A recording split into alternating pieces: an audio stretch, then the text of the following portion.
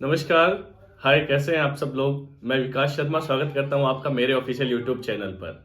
आप सभी लोग जानते हैं कि यमुना अथॉरिटी लगातार अपने कार्यों में सुधार करती आ रही है और उसकी हर 2 महीने हर 3 महीने बाद कोई ना कोई बोर्ड मीटिंग जरूर होती है, जिसमें बहुत सारे ऐसे मुद्दे ऐसे निर्णयों पर विचार किया जाता है जो कि उसके समक्ष आते हैं। साथियों, अब आगामी 10 जनवरी को यमुना अथॉरिटी की बोर्ड मीटिंग होने जा रही है। इस बोर्ड मीटिंग में बहुत सारे ऐसे निर्णय निकलने वाले हैं जो कहीं ना कहीं यहाँ के निवेशक, जिन लोगों ने यहाँ पर कोई चीजें बाय की है, या जो यहाँ के किसान हैं, उन सभी के लिए यमुना अथॉरिटी कुछ ना कुछ एक अच्छा जो कह सकते हैं कि एक अच्छी चीज लाने वाली है। साथियों, आगामी 10 जनवरी को होने वाली बोर्ड बैठक में बहुत सारी ऐसी नई स्कीम के आने का रास्ता साफ हो जाएगा, जिसमें कि आपका रेजिडेंशियल प्लॉट की स्कीम हो, जिसका सभी को बेसब्री से इंतजार है, या आपके यहाँ पर जो बनने वाला ट्रांसपोर्ट नगर है उसमें जो लोगों को क्या क्या सुविधाएं होनी चाहिए, इस तरीके की परियोजनाएं हों।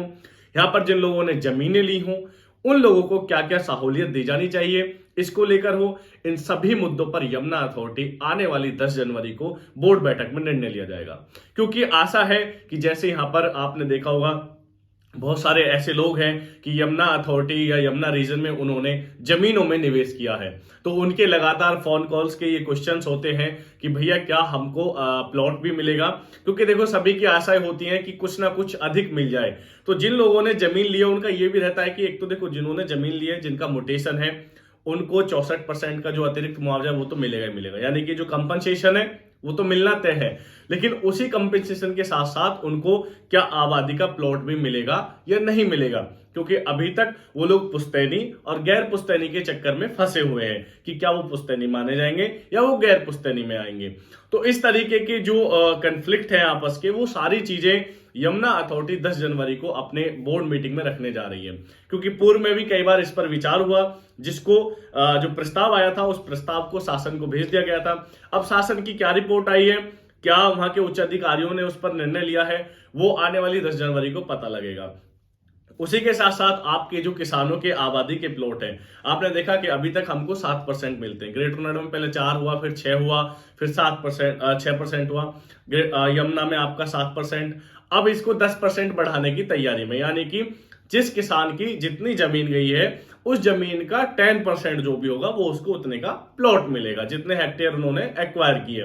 तो अब कोशिश है कि उनको 10% मिले, लेकिन ये जब तक बोर्ड इस पर मोहर नहीं लगा देता है तब तक ऐसा कोई भी हम कह सकते हैं कि कोई प्रमाणिक चीजें नहीं है। लेकिन हाँ, इन सब पर कार्य चल रहा है। गांव के डेवलपमेंट, गांव के जो आंतरिक विकास है, उन पर भी यमुना अथॉरिटी अपनी जो रिपोर्ट है वो पेश करेगी, किस तरीके से जो यहाँ के गांव है। देखो, ऐसा नहीं है कि जब सेक्टर डेवलप होंगे या किसान कोटा डेवलप होंगे तो गांव को छोड़ दिया जाएगा। गांव भी डेवलप होंगे, गांव को भी डेवलप अथॉरिटी ही करेगी, क्योंकि यदि गांव में प्रधानी होती, यदि गांव में आपका नगर पालिका नगर निगम होते तो यहां कोई दिक्कत नहीं होती। लेकिन जहां अथॉरिटी आ जाती है वहां सारी प्रधानी, सब नगर पालिका नगर निगम सब जो है वो खत्म होकर, भंग होकर सारी इकाइयां एक में जुड़ जाती हैं और सब अथॉरिटी के अंडर में आ जाती हैं। तो अब अथॉरिटी के ऊपर है कि वो किस तरीके से उस गांव का डेवलपमेंट करेगी। तो साथियों, इसमें नई स्कीम निकाली जाएगी, इसमें इंडस्ट्रियल प्लॉटों की भी स्कीम आएगी, जो 10 जनवरी को बोर्ड मीटिंग है, इसके बाद रास्ता साफ हो जाएगा। और एक खबर और उन लोगों के लिए बहुत अच्छी है जिन लोगों का ट्रांसपोर्ट का काम है, जो बड़े बड़े ट्रांसपोर्टर हैं, उनका काम, उनके लिए बहुत अच्छी खबर है। और जो विशेषकर गौतम बुद्ध नगर जिले से हैं, जैसे हमारे यहाँ बहुत बड़े बड़े ट्रांसपोर्टर हैं, हरि जी है, रावल है, श्री जी ट्रेवल्स है, बहुत सारे और भी लोग हैं जिनके बड़े बड़े ट्रांसपोर्ट के काम है, जिनके 90-90, 100-100, 200-200 बसें चलती हैं। तो उन लोगों के लिए बहुत अच्छी खबर है कि यमुना अथॉरिटी में जो ट्रांसपोर्ट सिटी की जो प्लानिंग ला रही है, जो स्कीम ला रही है, जिसमें अप्रोक्स आपका 128 से 130 के करीब प्लॉट निकाले जाएंगे। आई थिंक 10 जनवरी के बाद ये रास्ता साफ हो जाएगा। तो आपके लिए अच्छी खबर है कि आपको यहाँ पर 50%, मतलब रिजर्वेशन, 50% कोटा आपका होगा। आपको ये राइट्स दिए जाएंगे कि जो इस जिले के हैं, जो जनपद गौतम बुद्ध नगर के जो लोग हैं, उनको यह सहूलियत दी जाएगी। तो कह सकते हैं कि 10 जनवरी की बोर्ड मीटिंग में कुछ बहुत अहम निर्णय निकलेंगे जो हम सभी के लिए बहुत अच्छे साबित होंगे। बाकी एयरपोर्ट का काम आपका स्काई आपका जो टावर है उसका काम, एटीएस का काम और रनवे का काम समय से पहले पूरा हो चुके हैं। मतलब अपनी डेडलाइन से पहले ही उन्होंने काम को पूरा कर दिया है। आई होप कि जनवरी फरवरी में आप यहां से फ्लाइट को टेक ऑफ और लैंड करते हुए देखेंगे और जो फाइनली टेक ऑफ है वो आपका अक्टूबर में होने जा रहा है।